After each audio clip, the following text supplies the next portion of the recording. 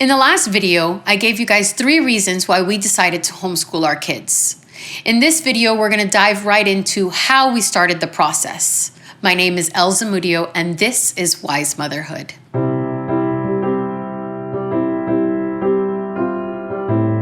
First things first, I looked into the legal requirements regarding homeschooling in my state.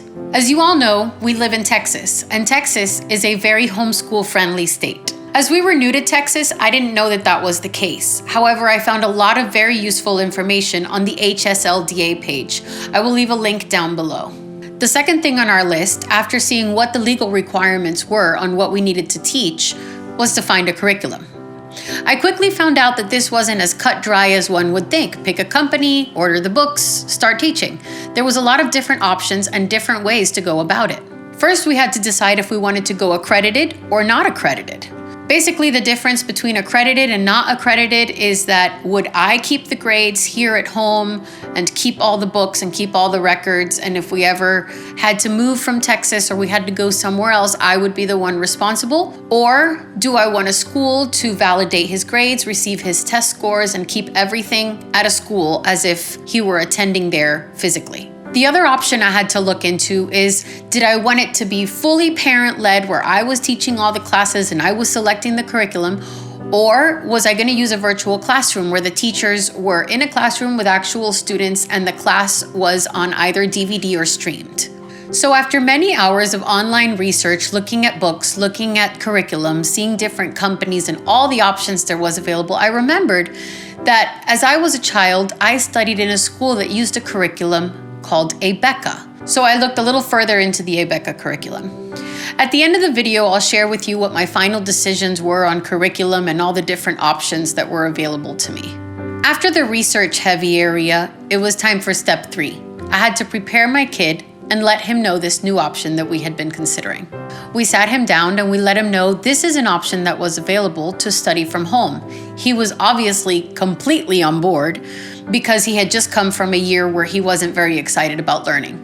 So getting his feet wet and getting into a new curriculum, getting to study Bible again was something that was really exciting to him. So we quickly ordered our curriculum and got started. Step 4, now that we have all the information, we have a child that's on board. Now, while we waited for our books to arrive, came the fun part, preparing his space. So this doesn't seem like an important step because obviously you're going to need a place to study, whether it be the kitchen counter or a room or your bedroom or the desk. I mean, there's always a place for you to study, right? But for us, it was very important for him to be involved in the process of picking a place. And thankfully, there was a small room in our house that we could use as a classroom. So together, as we waited for the books to arrive, we were able to plan out where his desk would be, what supplies he would want to get, what colors he wanted to use. He decided he wanted a chalkboard.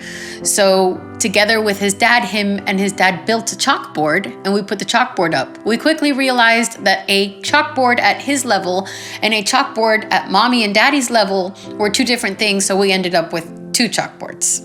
There was a lot of learning to be had in just getting his supplies because he had just come from a year where I got a list from the school of the supplies that I needed to purchase. The supplies were then put in his backpack, taken to school in a Ziploc, and put away for the teacher to dispense.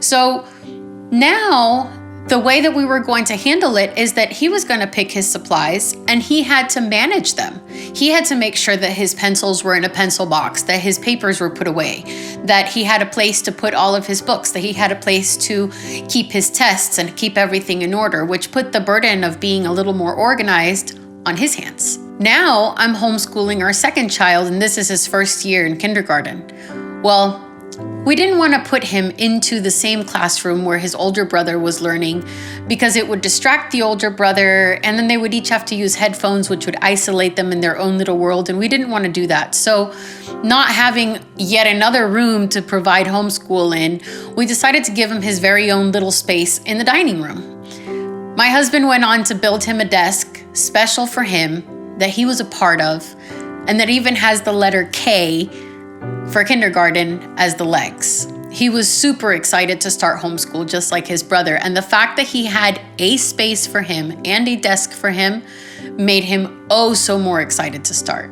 So now that I've let you know a little bit about my process and given you the 4 steps that we took to get started on this road, I'll let you know what we decided. We obviously went with the ABECA curriculum, and we decided to go accredited. Since we don't know what life will bring, how laws will change, if we're gonna stay in one state or move to another, we decided to go with the accredited option. That way we knew that he was safe and that all of his schooling needs were actually at a school. And I decided to go with the virtual classroom. I still do some of the teaching myself, so it's great that you're able to go back and forth between one and the other.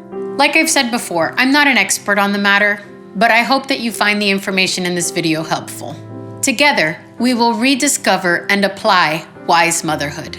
Follow me on Instagram at Wise Motherhood. Click the subscribe button and leave a comment down below. Don't miss my next video on the benefits of homeschooling. We'll see you then.